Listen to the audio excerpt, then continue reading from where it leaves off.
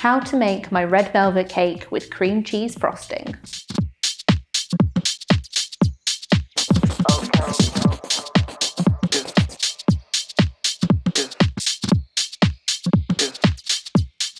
Welcome back to my YouTube channel, where today I'm probably making one of the most iconic cakes around, which is the red velvet cake with cream cheese frosting.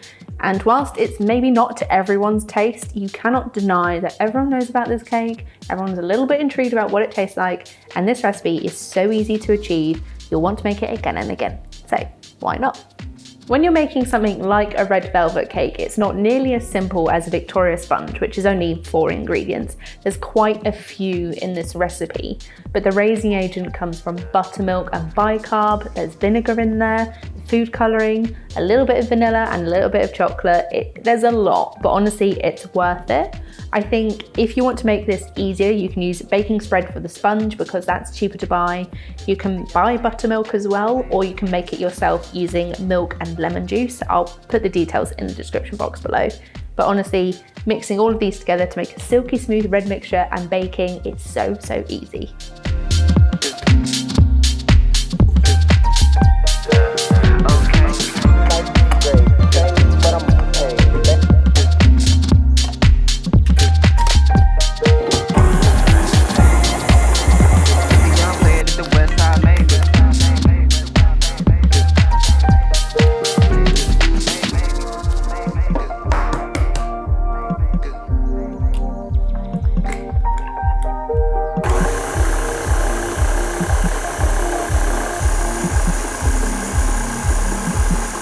So once you've creamed together your butter and sugar and added your eggs, it's now the important bit of the food colouring.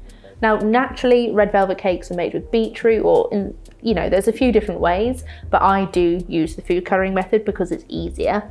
But I will say, if you use the wrong food colouring, it will just be a brown chocolate cake. It's not going to be red. So for example, supermarket colours are not going to be good enough, and I would always recommend this red extra food colouring because it's so strong, you need so little, and it will last for years really, so you can make as many red velvet cakes as you want from it, but it's worth the investment in the food colouring. So I'll link this in the description box below, but honestly, for the best red velvet cake, try and use this.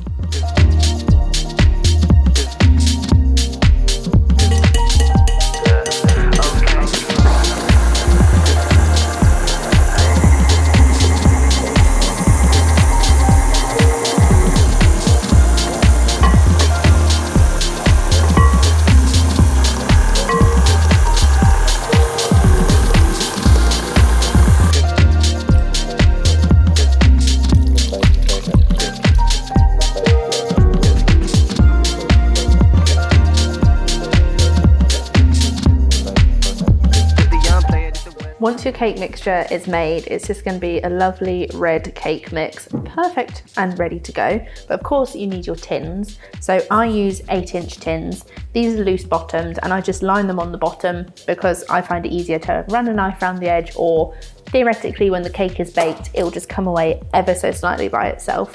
But all you want to do is pour your cake mix into your tins and bake in a preheated oven. I then leave them to cool in the tins for about 10 minutes before I take them out and leave them to cool fully before decorating.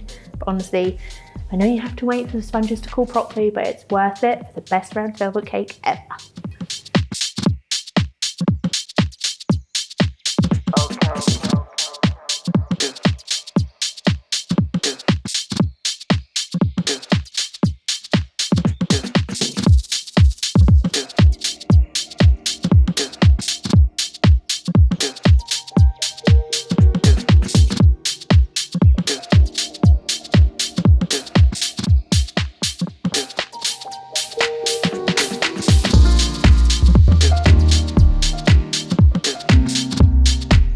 And now we're going to bake.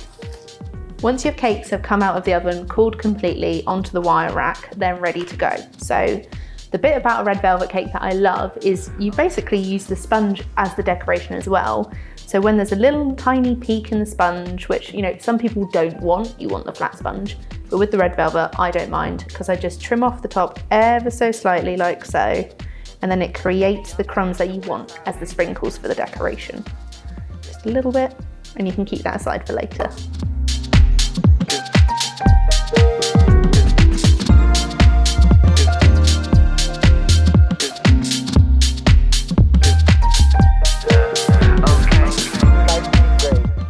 comes to cream cheese frosting, loads of people in the UK especially have problems making it because our cream cheese has so much more water content compared to America, for example. Like, they have blocks of cream cheese and we don't, and I'm very, very jealous of that.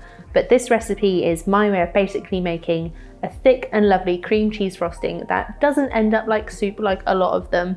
And the ratios are ever so slightly different for it, but honestly, it works really well. So I then use unsalted butter, so the block kind. You don't want to use the spread for this, and it's a ratio of 1, 1 and 2.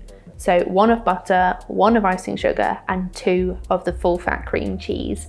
A little bit different to what people normally do, but honestly, it's worth it. It creates a thick and lovely frosting you can spread over the cake and add a little bit of vanilla for sweetness.